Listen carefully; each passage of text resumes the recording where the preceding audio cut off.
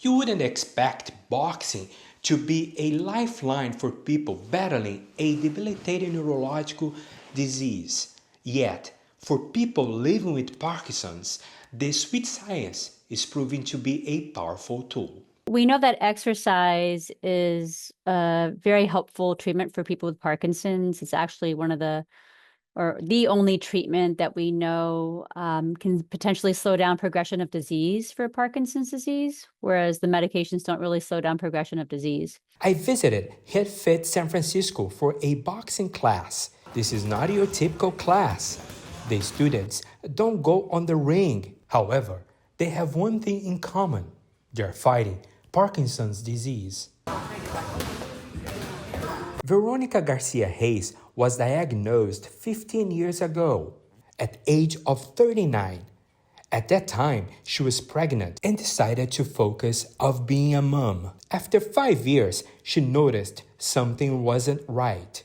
In 2014, she started medication, and then she discovered boxing. Was like fire. I mean, I slept better after my workouts. I moved better, all temporary. Fast forward, Veronica got her certification, and through the program Rocksteady Boxing, she has been helping people fighting Parkinson's disease. And I started to teach classes, and then from there we hit the pandemic and we had to get creative with how we were helping each other. So we went from live boxing to Zoom boxing. With the pandemic, her symptoms became worse.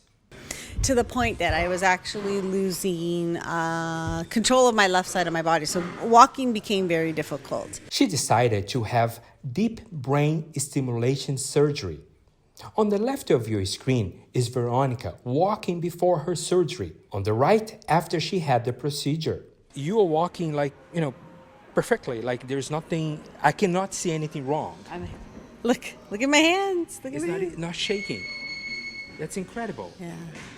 So how does it feel to be able to do teaching other people, helping other people, and at the same time keep helping yourself?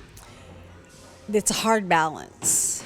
It's a really hard balance. When you have lost the ability to do something with your body, and then it's been returned to you, it truly is a miracle. These are neurosurgical procedures or high-frequency ultrasound that can also reduce the symptoms of Parkinson's disease. Janet is one of the 50 students at HeadFit SF, and today was her first time boxing. She was part of Parkinson's research study for markers and got diagnosed last summer. It was her physical therapist at UCSF who told her about Rocksteady Boxing. I appreciate all the physical moves and the exercise and the whole range of physical challenge that it presents, and I'm optimistic that I can master it well enough to at least get the exercise I need and enjoy myself. Absolutely. So are you coming back or? Oh, I will definitely come back. Dr. Ash says exercises can help produce dopamine, a chemical messenger in the brain that plays a crucial role in the body functions. And especially when you sort of overexert yourself or make larger, bigger movements, which is why dance and boxing can be quite helpful, you're sort of changing the neurochemistry of your brain and changing your neurons and allowing more dopamine to be produced in your brain, which is one of the main chemicals that is reduced in people with Parkinson's disease. Besides punching and jumping, students need to have a better attitude. Veronica said half of the battle is to get out of the house. But if you figure you've got an incurable brain disease for more than a decade and you're still coming into the gym to box, just like anyone, you don't have to have a disease. You have to take care of yourselves. Eliminate stress, eat right, sleep. I mean, all the things we all should be doing for ourselves regardless of what diagnosis we have. There is no way to prevent Parkinson's disease. The latest treatment is the same from decades ago. It's still all about providing dopamine, that chemical that one is losing in the brain. And we do that, by externally giving them medications that provide artificial dopamine. So that's still the mainstay of therapy, but again, you really want to take a multi sort of faceted approach to treatment with Parkinson's. If one is diagnosed with Parkinson's, in addition to medication, they really need to be plugged into physical therapy or even speech therapy, occupational therapy, so that they can learn how to move with Parkinson's disease. In addition to exercises and medication, Dr. Ash said having a plant-based diet can help as well.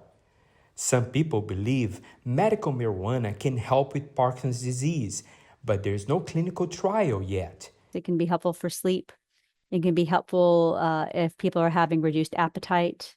But again, it's not specific to Parkinson's itself. For more info on boxing for people with Parkinson's disease, visit rocksteadyboxing.org.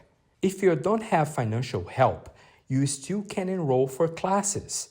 It's not about the money, it's about getting people into the program. And we don't advertise any of our pricing online because it's a conversation that we like to have with each individual.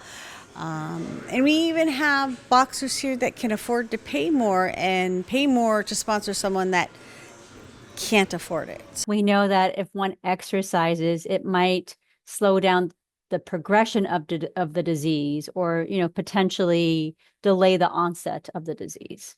In San Francisco, Gleidson Martins for News Up Now.